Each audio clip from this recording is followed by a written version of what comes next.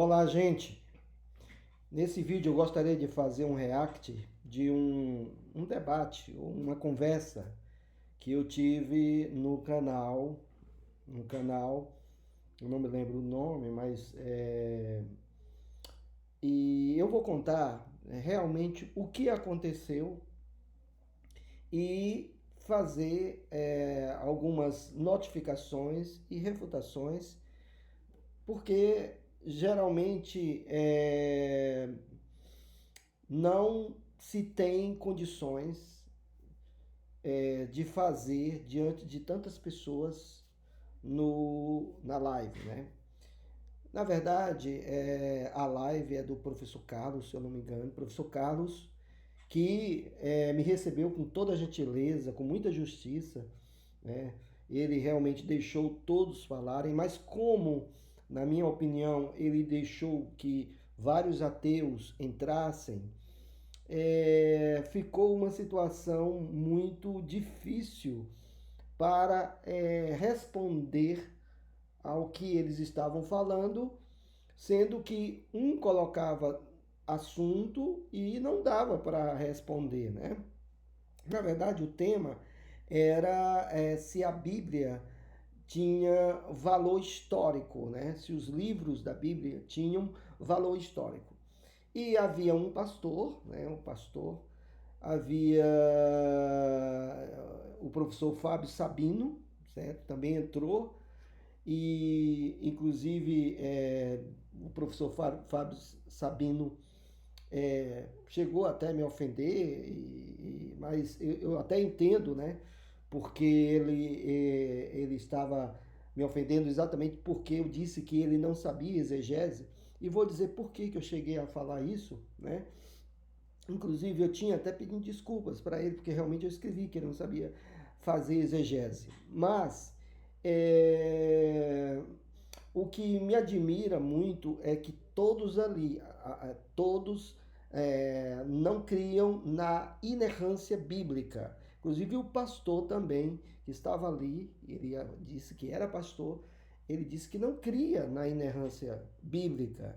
Né? E a maioria eram agnósticos e ateus, certo? Os ateus que entraram, eles começaram a colocar textos que, segundo eles, eram contraditórios para dizer que a Bíblia não era inerrante, né? Inclusive, foi falado sobre como a serpente, lá no Éden, como é que uma serpente vai falar. E eu expliquei, segundo Walter Kaiser Jr., é, a serpente é um título, e que o próprio Paulo reconheceu isso escrevendo, né? Em breve, lá em Romanos capítulo 16, em breve o Deus da paz esmagará debaixo dos vossos pés a Satanás, relacionando ao texto de Gênesis 3,15. E aí o professor Fábio Sabino diz como é que Moisés escreveu sabendo que era como é que Moisés escreveu sabendo que aquele ia falar. Ou seja, Paulo era um fariseu, era um mestre da lei, e ele entendeu que ali aquele texto era um título, porque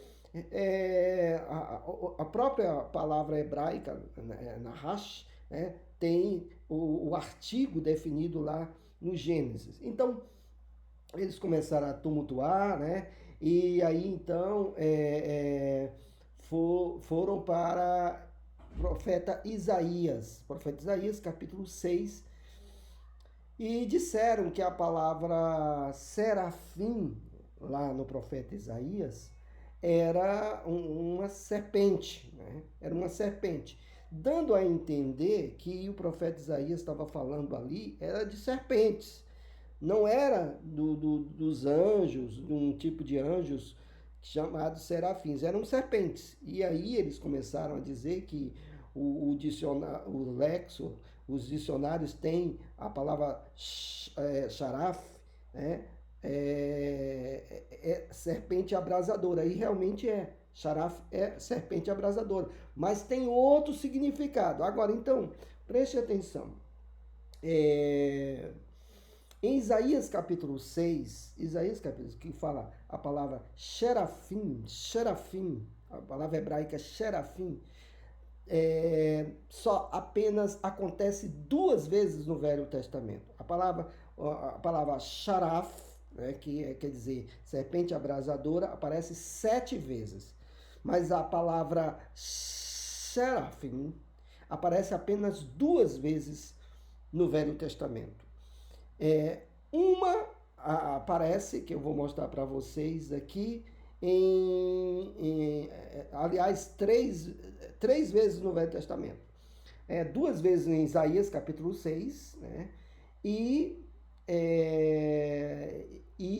Números aqui, Números 21, 6, né? Que diz aqui: então o Senhor mandou entre o povo serpentes abrasadoras que mordiam o povo e morreram muitos do povo de Israel. Agora, vejam bem o texto em hebraico. O texto em hebraico tem aqui Ha-Nihashim, Ha-Sherafim. Ou seja, aqui está dizendo Nahash, né, que é a serpente, com um artigo definido. Isso no hebraico é comum esses aparentes pleonasmos para mostrar ênfase, ou seja, 2 textos no Velho Testamento aparece a palavra serafim, né? Um texto em Números 21, como eu coloquei, Números 21, 6, e esse texto, serafim, vem acompanhado de Nahash, que quer dizer serpente, ou seja, a serpente abrasadora, literalmente, ou seja, serpentes abrasadoras, né? Na tradução, serpentes abrasadoras. Mas em Isaías não tem a palavra Nahash.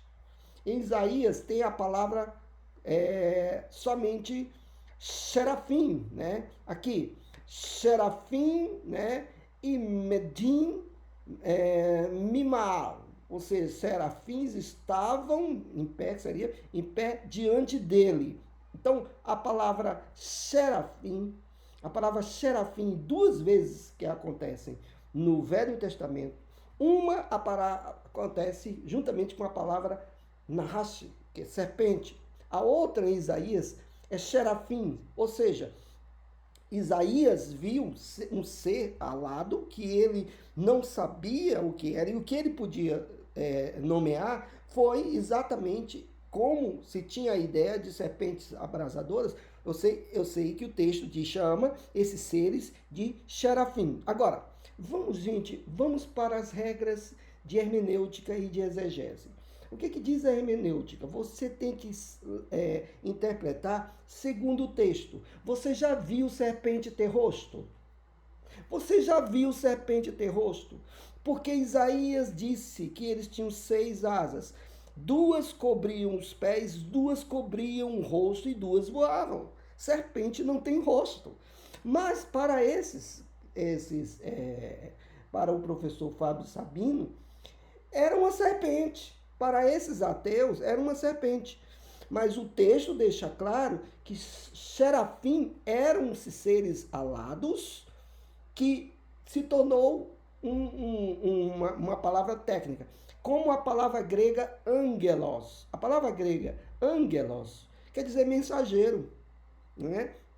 Mensageiro. Mas a palavra se tornou uma palavra definidora para um tipo de ser celestial, né? O anjo, inclusive, no Velho Testamento, era chamado do anjo do Senhor, do anjo de Yahvé, né? Então, angelos era quer dizer mensageiro, mas se tornou uma palavra técnica, uma palavra usada para anjo. Eles não percebem isso. Muito bem.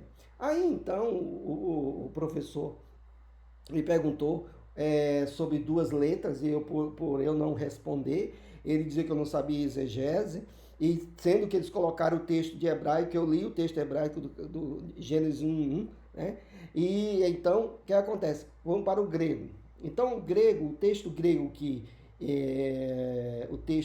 que foi mostrado vamos dizer, Mateus 1, 7 e 8. Vejam bem, no texto grego, começou a me perguntar o que era isso, né, como se eu não soubesse que era um artigo. Aí ele perguntou de qual declinação, né? Aí o que acontece? Eu disse, né, que estava aqui, eu disse que era a primeira declinação. Aí ele disse não, que eu disse que era masculino, mas disse da primeira declinação. Aí ele disse que não, e mostrou, eu disse que era a primeira declinação. Ele disse que não, era a segunda declinação. Agora prestem atenção, queridos, como o professor Fábio Sabino não sabe grego. Vejam aqui, primeiro ele diz que o de aqui significava mas, uma conjunção adversativa. E aqui o de é uma conjunção aditiva. Tanto é que algumas traduções nem traduzem o de aqui, porque é como se fosse né? E Asa gerou a Josafá, né? Não é mas, a Asa gerou a Josafá, porém Asa gerou a Josafá. Isso não tem nexo linguístico. E ele não sabia que o de aqui era uma conjunção aditiva. O de, ele depende muito do contexto. O de, ele pode ser tanto uma conjunção aditiva como uma conjunção adversativa, mas geralmente é sempre usada com outra partícula. A conjunção adversativa mesmo é o alá, que é o porém. Alá, palavra grega alá, aí sim é uma conjunção adversativa. Ele não sabia isso. Outra coisa que ele não sabia, aqui ó, toassa. Isso aqui, apesar do artigo ser masculino, mas é a primeira declinação. Assa, termina em alfa, é a primeira declinação. Assa, primeira declinação.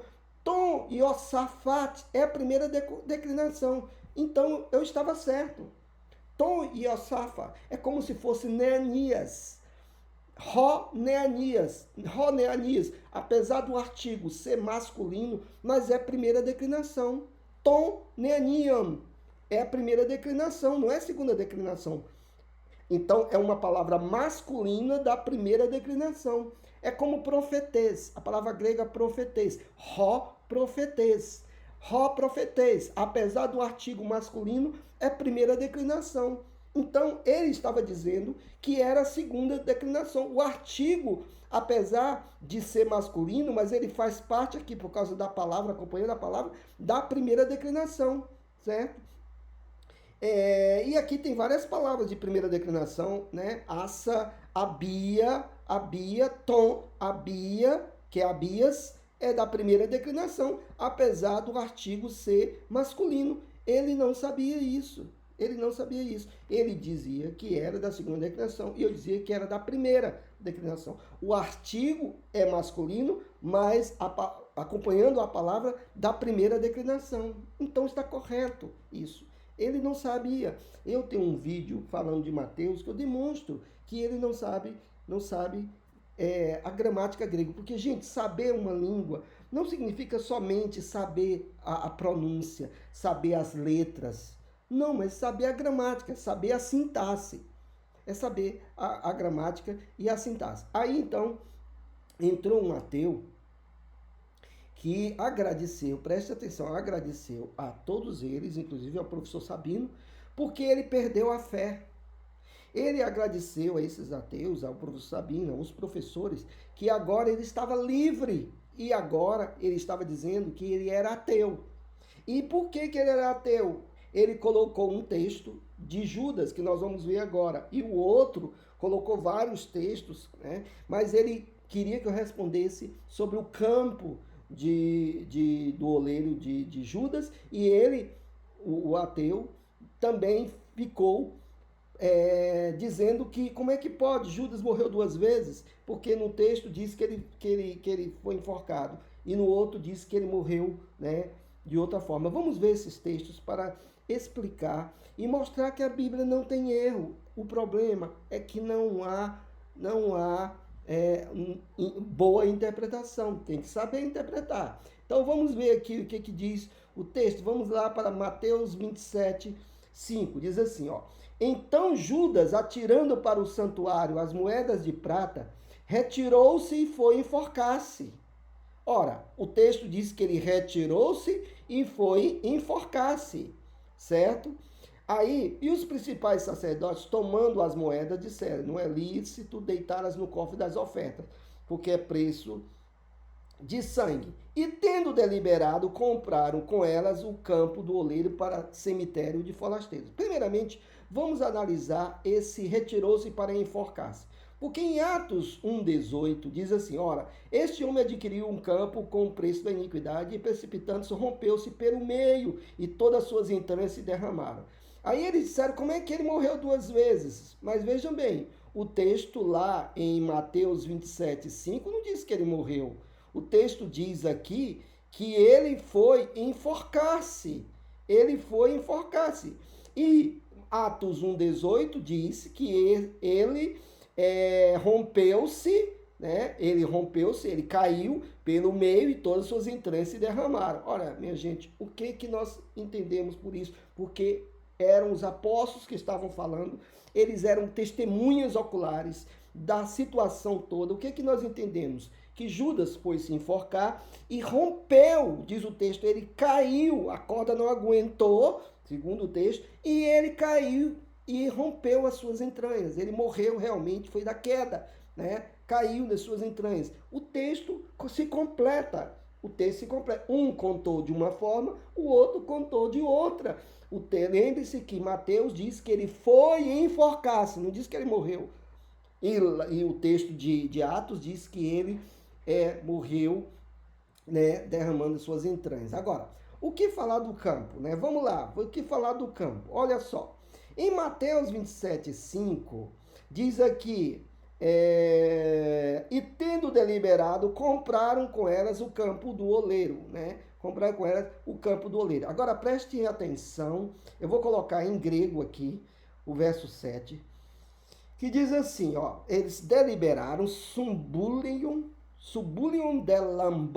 delambontes egoração ex autonton agron tu crameus estafentos zenos. Então preste atenção. Para aqueles que não sabem, o xi aqui no início tem som de zeta, tá? Aqui, os que não sabem. Então vejam bem. Vejam que eles deliberaram, né? E tomando compraram deles o quê? Deles o quê? Vejam o que está deles o quê? Do dinheiro que ele deu, compraram deles, né? O campo agron do oleiro, notem bem um aqui, né? Compraram da prata, do dinheiro, né? Comprado do dinheiro que ele comprou, que ele devolveu.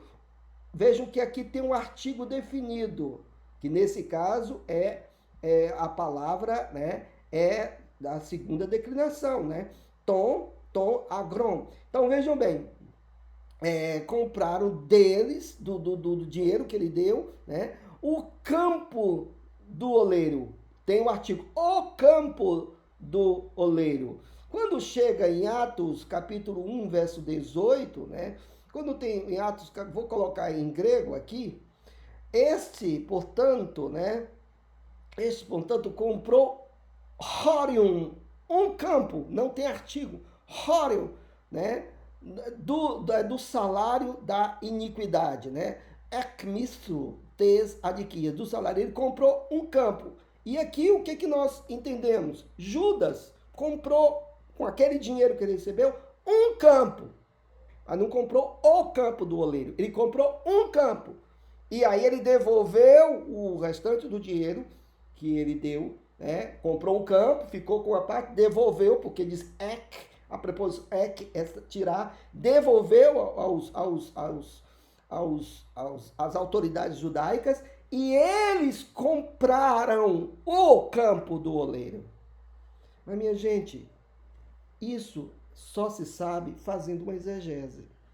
Como os ateus, eles não sabem fazer exegese, claro. eles não conseguem perceber nem Deus na natureza, eles não vão saber fazer exegese, né? Eles só pegam textos dizendo que são contraditórios. Mas os professores, os pastores que estavam lá, ou o pastor deveria explicar isso. Mas para alguns, eles dizem que a Bíblia tem erros. Mas a Bíblia tem erro para aqueles que não sabem interpretar. Mas para aqueles que sabem interpretar, a Bíblia não tem erro. A Bíblia tem um fundo histórico, sim. A Bíblia tem um fundo histórico. Gênesis é histórico. Então, essa é a minha resposta e meu react, que eu não tive a oportunidade de falar. Deus abençoe a todos.